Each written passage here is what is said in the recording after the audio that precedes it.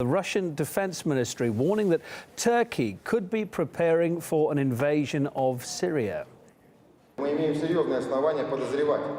We have grounds to suspect Turkey is gearing up for an invasion.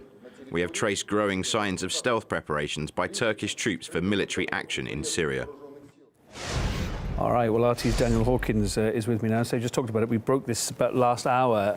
Details coming in, still a bit sketchy, but it was after the Defence Ministry spoke earlier on in Moscow. Take us through what they had to say. Well, as we heard there, the press secretary of the Ministry of Defence, Major General Igor Konashenkov, has cited evidence of this potential growing threat of Turkish military action on Syrian soil. And the evidence he cites for that is, of course, today's earlier news of this banning of that Russian observation flight. Now, what this means, under the Open Skies Treaty, countries that are signatories to this pact can actually fly over each other's territory to observe borders, to observe military deployments, etc. Now, Turkey has refused that Russian flight to observe that very volatile cross-border zone.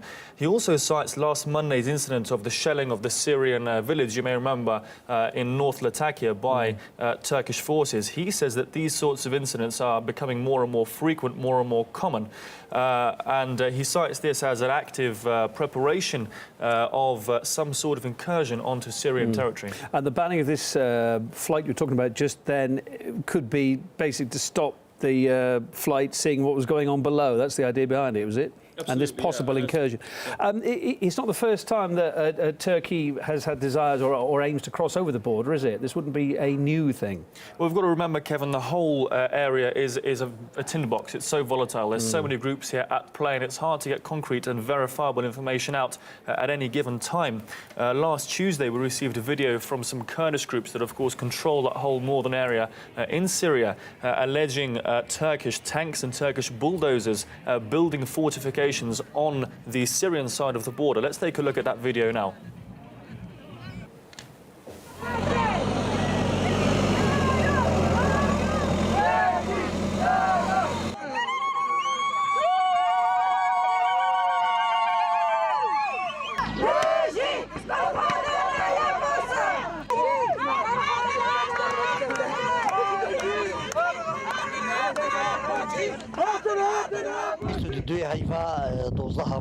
On December 22nd, Turkish military crossed the border.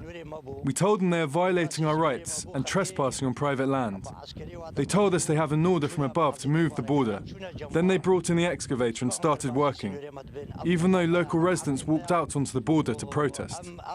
So this video we just saw, Kevin, of course, it's not been officially verified yet, but we are getting a lot of this information from the various Kurdish factions that control that area of northern Syria. In fact, that video we saw, that's the reason for that protest, this alleged incursion into Syrian space. And of course, the other factor here is the discussion last summer between the US and Turkey about establishing some sort of buffer zone on the Turkish-Syrian border, which was met with great agitation, as you can imagine, by the Kurds, because they view this as a further incursion by Turkey into the areas controlled by them. We saw the locals out protesting just this weekend about it, didn't we? I mean, you just said now, Dan, this whole area is a real tinderbox. It's such a delicate area, so many things at play there as well. What would Turkey's aims be here? Well, Turkey's primary concern is the Kurdish problem. They're facing a very difficult situation in the south of the country at the moment. We've covered that extensively with those protests going on to an all-out, almost mini-civil war in southern Turkey. They're using heavy artillery, heavy shelling, etc., and accusations of mass civilian casualties, indeed, by the UN as well as other humanitarian agencies. So Turkey certainly would seek to prevent any sort of Kurdish military build-up in that North Syrian territory, which of course is what has been happening over the last couple of years. Of course, the other factor, and again to stress, this is purely speculation, northern Syria does allegedly have oil wells, and of course anywhere where there's oil there is motivation to establish some sort of control and secure zone. Gotcha. Dan Hawkins, thanks for the update there and that insight. Appreciate it.